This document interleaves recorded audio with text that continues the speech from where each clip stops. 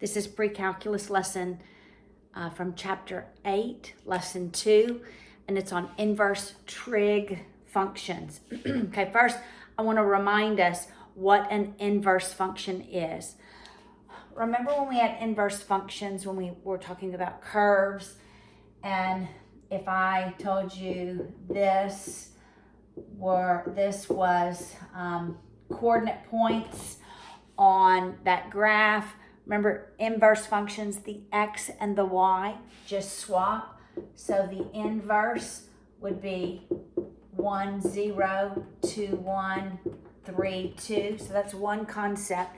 The x, the range and the domain, they swap. That's one concept of inverse functions. Also, with every inverse function,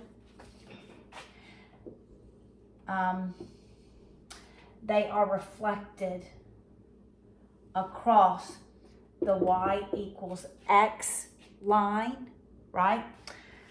So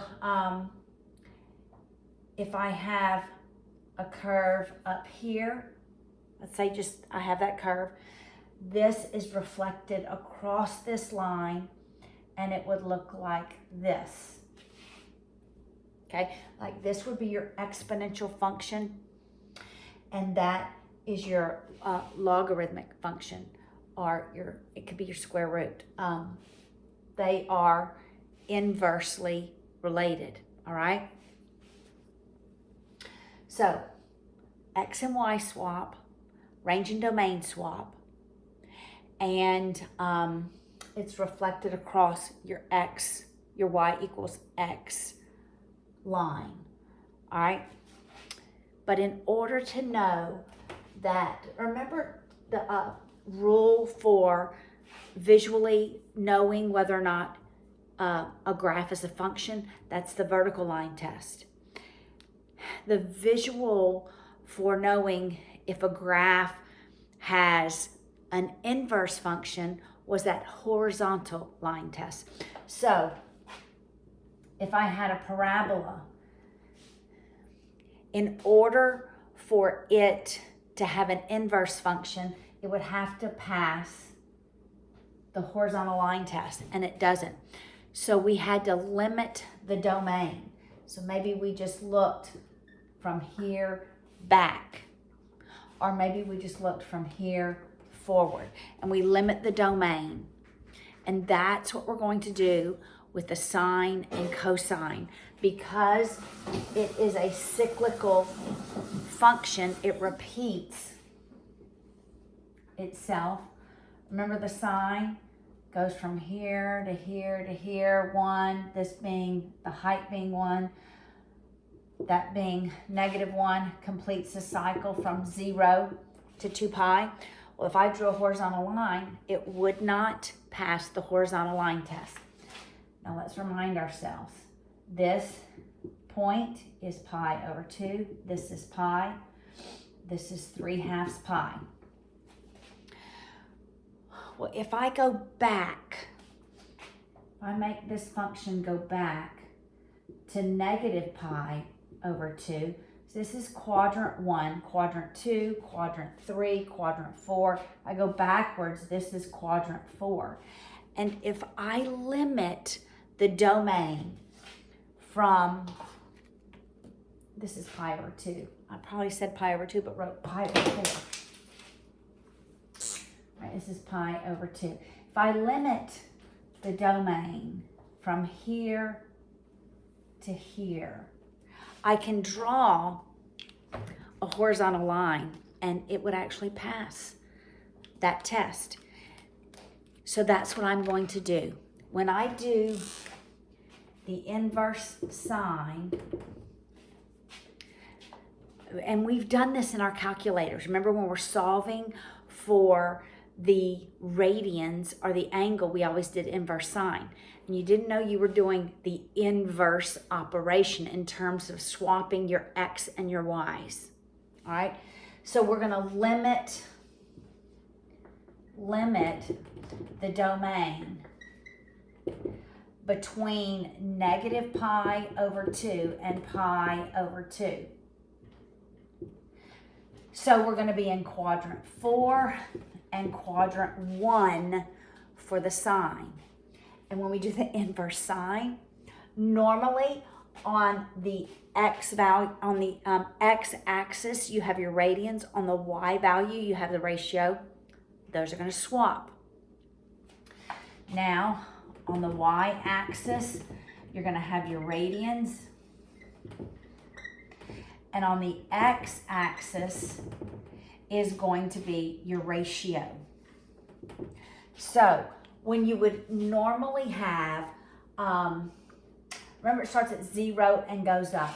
So at pi over 6 on the x-axis, on the y-axis, we were at 1/2. Those are going to swap. With the inverse, you're going to have 1/2 as your ratio, pi over 6 on your y-axis. And that graph, so we're limiting it here, that graph is going to reflect across, well, we're only looking at this one piece.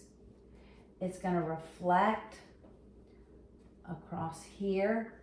And what happens, that went up, this goes to here. Should use a different color, huh? This piece goes up here. So this is what your inverse looks like. And this piece goes here. This, the red, is what your inverse sine looks like. So what's key is when we're solving for the inverse sine, we are only looking at values in the fourth and the first quadrant. All right, so I'm going to write that on the board over here somewhere. All right, so for the inverse sine, we're in quadrant 1 and quadrant 4. You will not have any solutions in quadrants 2 or 3. Only 1 and 4. All right? So, if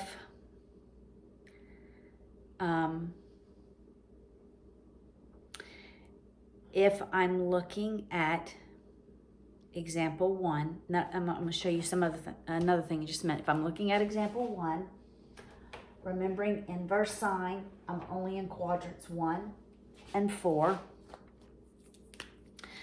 So example 1 on page 531 says inverse sine of 1/2.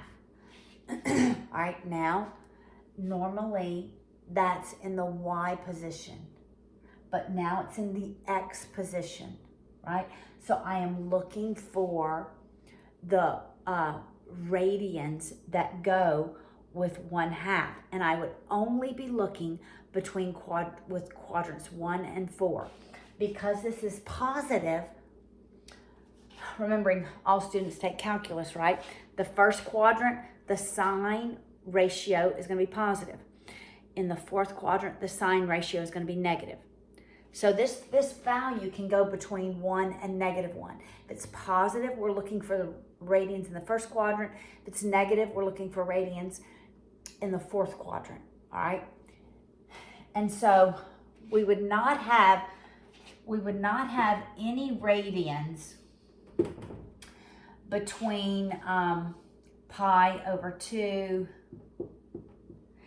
all the way to 3/2 pi.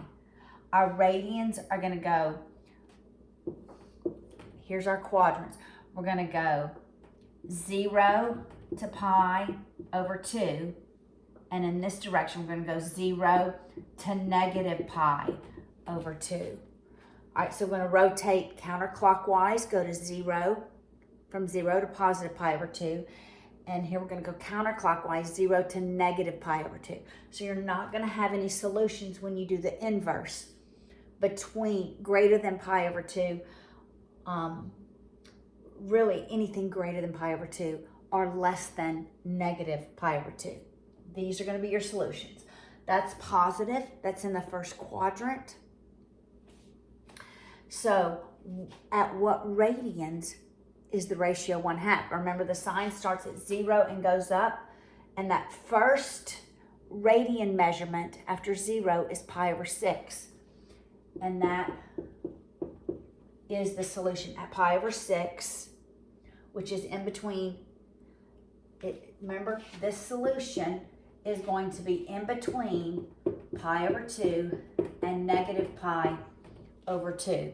All right, so we're limiting the sign to the first and the fourth quadrant, right?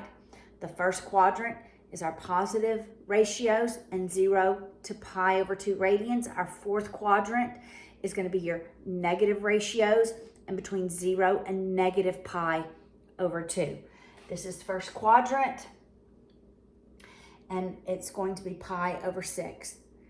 So we're not going to repeat like we did in lesson 7. It's not going to repeat every 2 pi because we're looking at the inverse, okay? The inverse, we're limiting that domain between the first and the fourth quadrant, all right? Now look at B. B has the inverse sign, and it's negative square root of 2 over 2. Well, when I see square root of 2 over 2, I automatically think pi over 4, all right? But because it's negative, remember our options are first or second quadrant, first or fourth quadrant.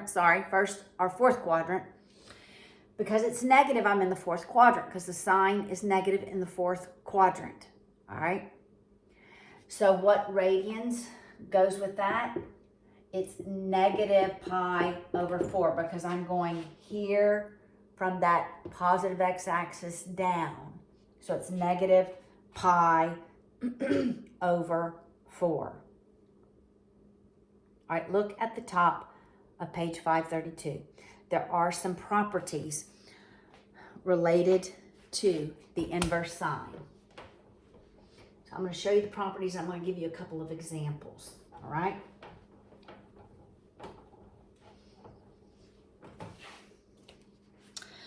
All right, so the first property says the inverse sign of the sine of any angle equals that radian. And this is not angles, it's radians. Of any radians equals the angle. As long as this u is in quadrant 1 or quadrant 4. So as long as it goes between 0 and pi over 2 and 0 and negative pi over 2. All right, so what if I had inverse sine of the sine of pi over 4? That will, because this is in quadrant 1, it's going to be pi over 4. Now, what if on the other hand, it was the sine of 3 pi over 4? This is not in the first or fourth quadrant. But I know that if I think of it, I can think of it as being in the fourth quadrant. So what, because it's negative, I can think of it as being in the first quadrant. All right, so 3 pi over 4, that's really the inverse sine of negative square root of 2 over 2. And because it's negative, it's going to be in the fourth quadrant, so it's negative pi over 4. So when I'm working these problems, I have to make sure that my radians is in the first or the fourth quadrant. And then this property holds true. If it is not, then, so if it's in quadrants 2 or 3, then I have to go find the ratio and then look at the inverse in either quadrant 1 or quadrant 4. All right, let's look at the other property. Remembering, I will repeat this a bunch. The inverse sine, we're limiting our domain to quadrants 1 and 4. So now, if we have the sine of the inverse sine of v, it will equal v as long as that v is between -1 and +1. Because remember the ratio, now it's the ratio, right? This is actually the ratio, not the radians. Our ratio has to be between -1 and 1. So now if I had the sine of the inverse sine of 1/2, I asked myself, what quadrant am I in? I'm in the first quadrant, so it equals 1/2. All right?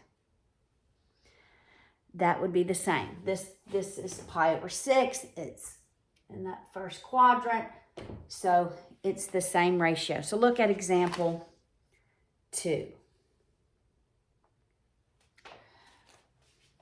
All right, example 2 deals with the first property.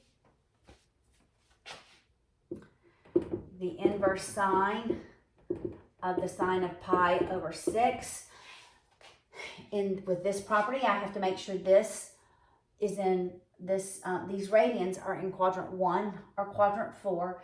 It's in fact in quadrant 1, so it would be pi/6.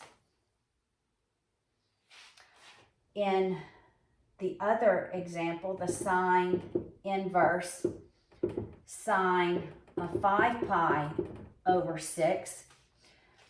This is in quadrant 4, but it's in quadrant 4 going counterclockwise. All right? Remember, with the inverse sine, we're going counterclockwise to pi/2, and we're going clockwise in the negative direction. So this does not equal 5pi/6, because for the inverse sine, we're limited between pi/2 all the way to -pi/2. It has to be in quadrant 1 or quadrant 4 going clockwise. All right, so you have to think about this. It's in quadrant 4. It's in quadrant 2. This is in quadrant 2. I was going all the way to 12/5. This is in quadrant 2. So that is where the sign is positive, because all students, right, take calculus. So this ratio would be 1/2, right? So what is the inverse sine of 1/2? We're going to put it back in quadrant 1. It too is going to be pi/6. So now, looking at what I said a minute ago, I was doing sine of 11pi/6. This is where we put it in the fourth quadrant, right? And it is negative. This ratio is -1/2. So that's when we would do -pi/6. We would have to put it in that fourth quadrant. Okay, so sine. When we do the inverse of sine, we are limiting it between the fourth quadrant, the first quadrant. In the fourth quadrant, we're going 0 to -pi/2. In the first quadrant, we're going 0 to pi/2. We're still going between -1 and 1 for our ratio. All right?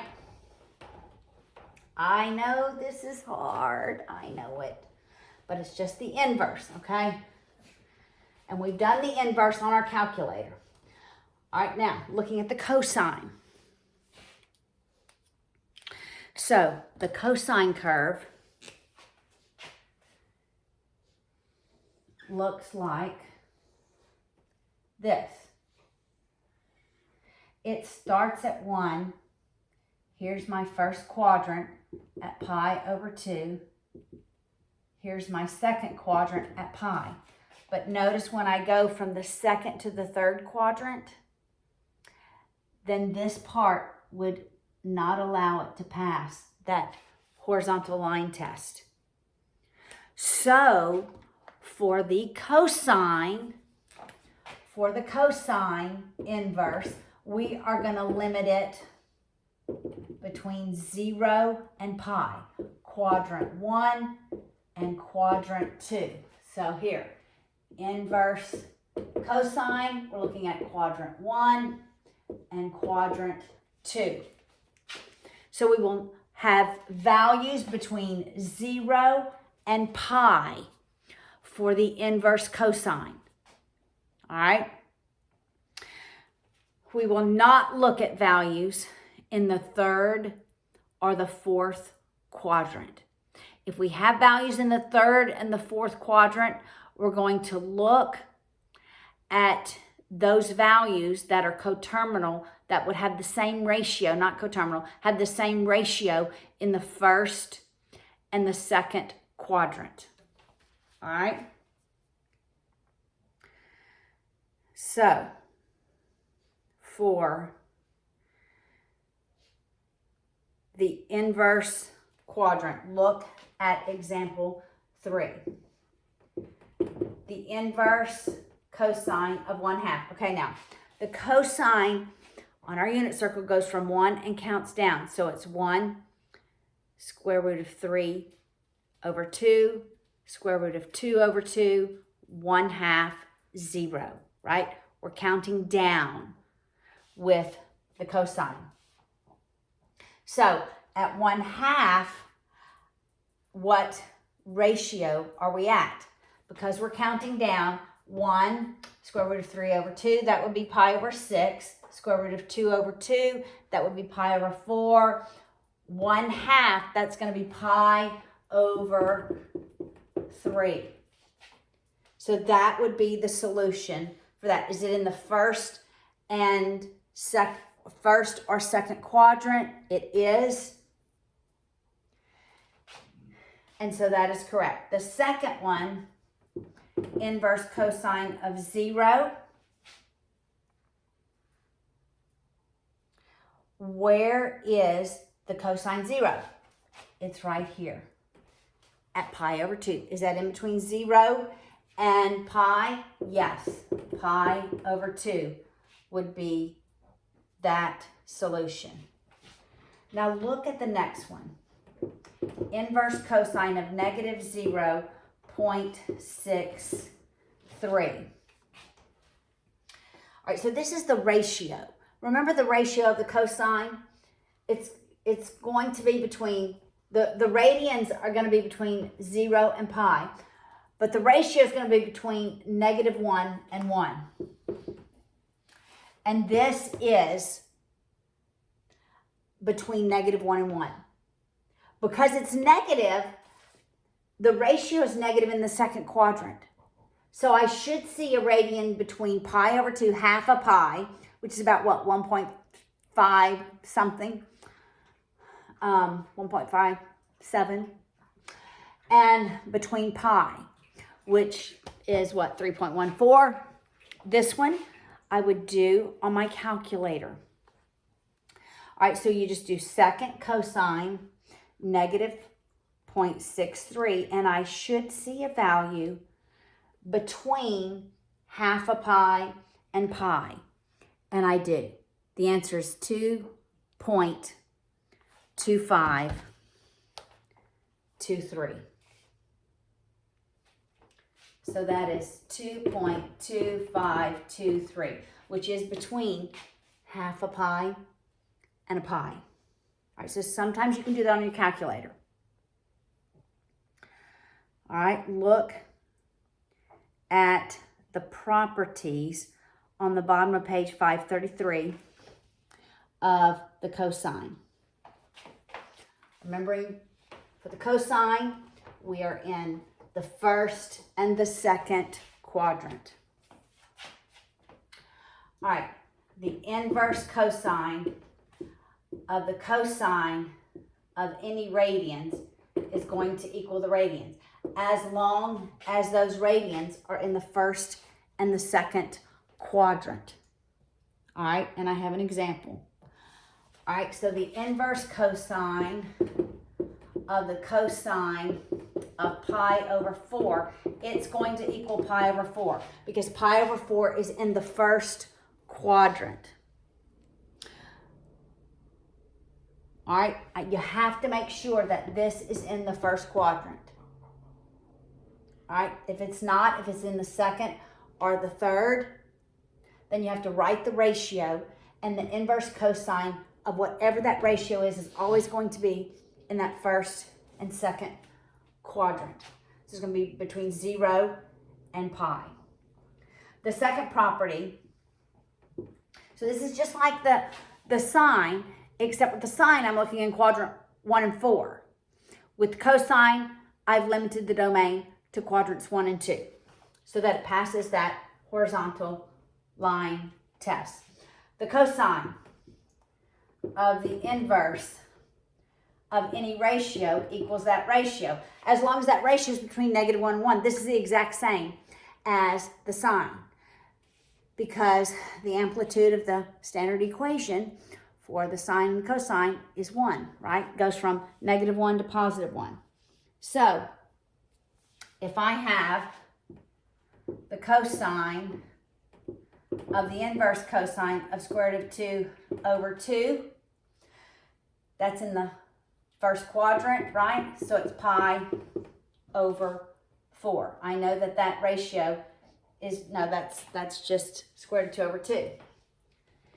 Because this would be at pi over 4, and the cosine of pi over 4 is square root of 2 over 2. All right?